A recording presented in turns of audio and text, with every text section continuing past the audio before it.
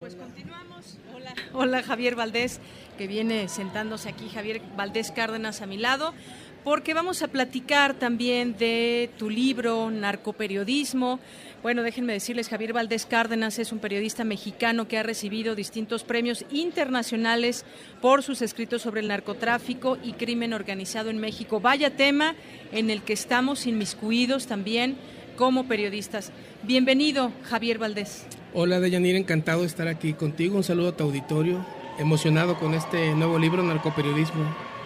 Muy bien, pues bienvenido, muchas gracias por estar con nosotros. Narcoperiodismo, este libro que relata pues muchos dramas de lo que se vive hoy haciendo periodismo en un contexto como en el que se tiene en nuestro país, donde opera el crimen organizado, donde opera el narcotráfico y donde también ¿se puede ser periodista o eso se intenta? Cuéntanos un poco, introdúcenos a narcoperiodismo. Bueno, lo que te puedo decir es que estamos hablando de un libro que en el que se concluye que el narco manda en las redacciones, lamentablemente, con diferentes niveles y condiciones en función de regiones y de los cárteles, ¿no? Por ejemplo, estamos hablando que en Tamaulipas es el periodismo de la nada, el periodismo de la oquedad, de baldío, el periodismo en estado de coma, que publica lo que dice el gobernador, que no es lo que pasa en las calles o lo que sucede en Estocolmo, Suecia, pero no lo que pasa en Tamaulipas. Veracruz, con toda la represión, los asesinatos, las amenazas, las desapariciones de periodistas, es un periodismo de resistencia que sobrevive, que está como atrincherado, ¿no? Infiltrado por el narco, porque hay reporteros bien ubicados en las redacciones que trabajan para el narco, que están en la nómina del narco, o que no pueden hacerse para otro lado y llevan y traen información de los criminales. En Sinaloa, por ejemplo, el periodismo en una región controlada por el cártel de Sinaloa, que nos hace a nosotros pensar en qué parte de la historia no podemos publicar, en pensar en el narco a la hora de escribir nuestros textos, no pensar en el auditorio, en el lector o en el jefe de información, sino en el capo que controla la región, ¿no?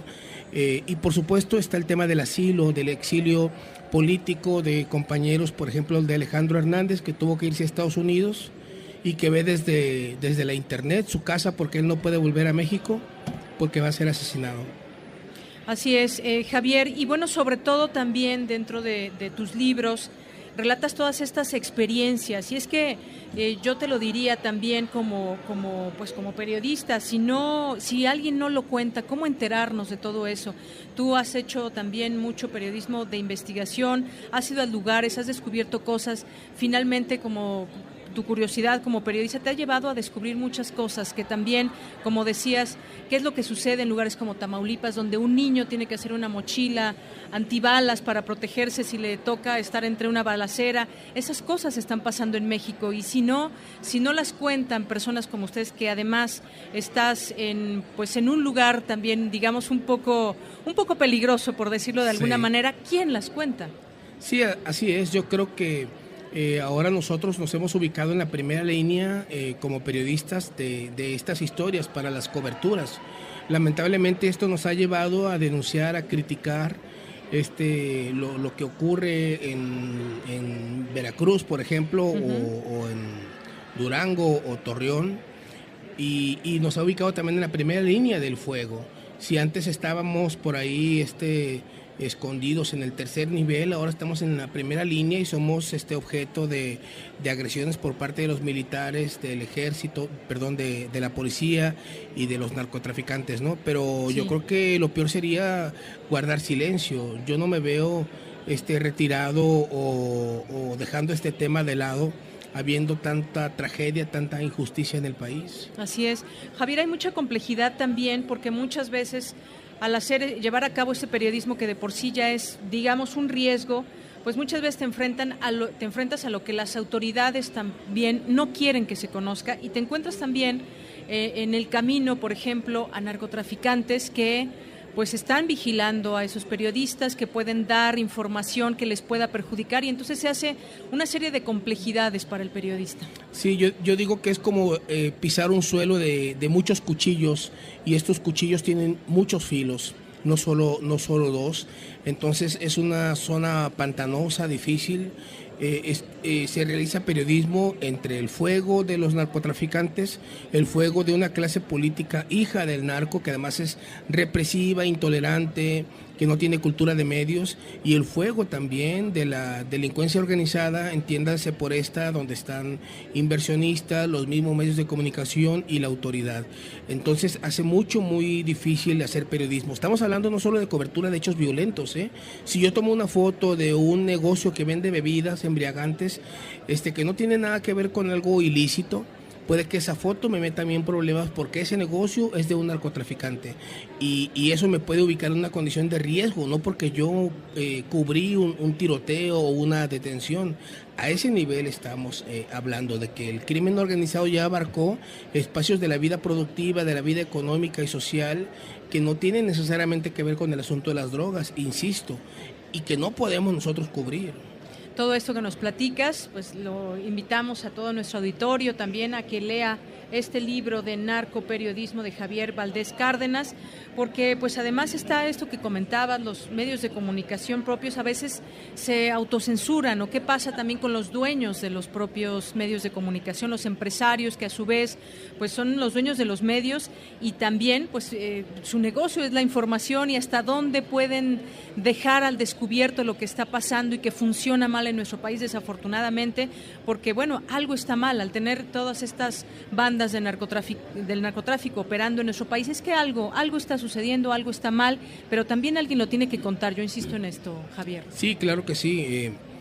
Yo creo que incluso los dueños de los medios de comunicación se ubican en ocasiones del lado de los criminales, han priorizado el negocio por encima del periodismo. Cuando se habla de seguridad en el trabajo periodístico, ellos entienden que se trata de tener guaruras y cuidar a su familia y tener un carro blindado, ¿no? Todavía el trabajo periodístico, con toda esta cobertura que se realiza del narcotráfico, de la violencia, de los abusos, de la tortura, todavía el trabajo periodístico está en una condición de mucha precariedad, de fragilidad. El caso de Rubén Espinosa, por ejemplo, que tuvo que huir de Veracruz y que se fue a la Ciudad de México y terminó siendo asesinado, que era lo que él temía y denunciaba que podía pasarle, es emblemático de la condición de fragilidad, de vulnerabilidad, de desolación. El periodista está en medio de un páramo y está solo, porque además no ve una sociedad que acompañe el periodismo digno y valiente que se realiza en México, y que es poco, pero existe. Así es, Javier. Lo más triste es que de pronto, incluso el propio periodista que puso en riesgo su vida o que dio la vida, pues luego se le incrimina también. Ahora sí, hemos visto muchas veces la autoridad propia lo ha hecho. Sí, de parte de la sociedad hay una actitud de justificar la muerte, pero de parte de la autoridad que debe investigar, inmediatamente descalifican el trabajo periodístico o de los activistas para enterrar, para que ese caso quede en la impunidad. Ya sabemos que ese es el camino que siguen estos expedientes, estas investigaciones, pero tenemos un gobierno que criminaliza el trabajo periodístico porque además el gobierno está del lado de los narcotraficantes, está sometido al crimen organizado. Así es, Javier Valdés, si te parece bien, tenemos aquí 2 libros que vas a regalar a algunos jóvenes que te van a hacer una pregunta sobre tu tema, sobre narcoperiodismo, sobre el periodismo. Y bueno, pues, ¿cómo te llamas? Hola, buenas tardes. Yo me llamo Daniel Enciso Pérez. ¿Qué tal, Daniel? ¿Cuál es tu pregunta? La pregunta que he tenido mucho, lo que se ha visto en los últimos años, el gobierno está muy corrompido con el narcotráfico. ¿Qué implica que el periodista, o qué es lo que podría implicar la seguridad del periodista al hacer su investigación y que no salga afectada a su familia o él en su vida personal? Sí, lamentablemente es muy alto el costo que se paga por estas coberturas.